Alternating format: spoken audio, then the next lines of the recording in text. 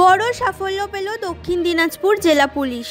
গোপন সূত্রে খবর পেয়ে হিলি থানার ত্রিমোহিনী এলাকা থেকে এক বাংলাদেশি নাগরিক সহ 3 জনকে গ্রেফতার করল পুলিশ। অভিযোগ, শ্যাম কুমার সাহা নামে এক বাংলাদেশি নাগরিক অবৈধভাবে ভারতে প্রবেশ করে বসবাস শুরু করেছিলেন। তাকে আশ্রয় দেওয়ার অভিযোগে অমৃত দাস নামে এক ভারতীয় নাগরিককেও গ্রেফতার করা হয়েছে। এছাড়া ভুয়ো প্যান কার্ড, আধার কার্ড ও ভারতীয় ব্যাংকের পাসবুক তৈরি করে দেওয়ার অভিযোগে অলোক পাল নামেও এক বাসিন্দাকে আটক করেছে পুলিশ। ডিএসপি হেডকোয়ার্টার বিক্রম প্রসাদ এক সাংবাদিক সম্মেলনে জানান, ধৃতদের আদালতে পেশ করা হবে।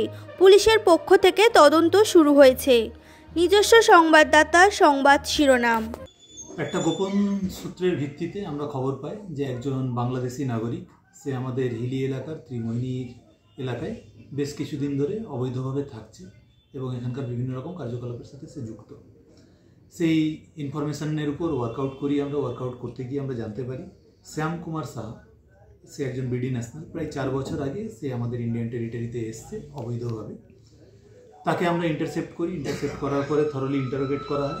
ইন্টারোগেশনে জানা যায় সে হিলি এলাকারই অমৃত দাস বলে একজন ব্যক্তি, তার বাড়িতেই শেল্টার নিয়েছে, তার ফিশ ফার্ম, সেখানে শেল্টার নিয়েছে এবং সেখানেই সে মাছের দেখাশোনার কাজে নিযুক্ত রয়েছে।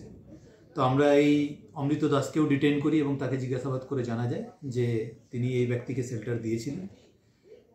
আরও ফার্দার ইন্টারোগেশনে আমরা যেটা জানতে পারি যে এই শ্যাম কুমার সাহা এই অমৃত দাসের সহযোগিতায় তার আধার কার্ড এবং প্যান কার্ড তৈরি করেছেন ইন্ডিয়ান।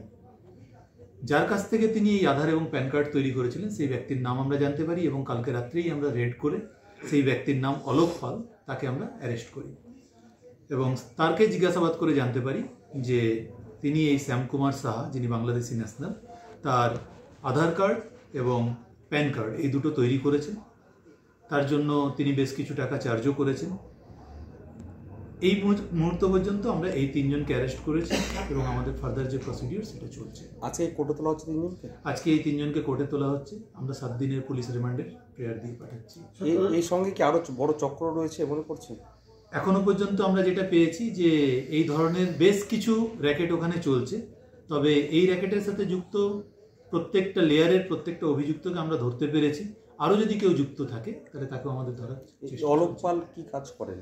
যেটা জানা গেছে, অলোক পাল প্রাথমিকভাবে একজন ইন্ডিয়ান ব্যাংকের, আমাদের এখানে যে বালুরঘাটের বাস স্ট্যান্ডে ইন্ডিয়ান ব্যাংকের যে ব্রাঞ্চ আছে সেই ব্রাঞ্চের একজন ক্যাজুয়াল ওয়ার্কার হিসাবে কাজ করেন। তো সেখানে তিনি বিভিন্ন রকমের ডকুমেন্টস ভেরিফিকেশন বা ডকুমেন্টস তৈরি এই ধরনের কাজগুলো করেন। বাকি আরও তার ডিটেলস আমরা ডিউরিং পিসি পিরিয়ডে জানতে পারবো। কি উদ্ধার হয়েছে আপনার বলতে? এখনো পর্যন্ত আমাদের সার্চ প্রসিডিওর চলছে, তো কমপ্লিট হলে আমরা আপনাদেরকে জানাবো। কি ধারা তোলা হচ্ছে? আপাতত আমাদের যেটা ফরেনার্স অ্যাক্টের যে কেস এবং ফরজারির যে কেসগুলো, সেই ধারাগুলোতেই এই কেসটা রুজু করে। যাকে ধরা হয়েছে সে কি এখানকার ডকুমেন্টস তৈরি করে ফেলেছিল? তার কাছ থেকে আমরা যেটা পেয়েছি সেটা ইন্ডিয়ান প্যান কার্ড এবং ইন্ডিয়ান আধার কার্ড পেয়েছি। মানুষের পাশে, মানুষের সাথে আমরা আছি এই বাংলাতে। আপনারা দেখছেন সংবাদ শিরোনাম। দেখলেন তো অনেক কিছু, এবার দেখুন নতুন কিছু।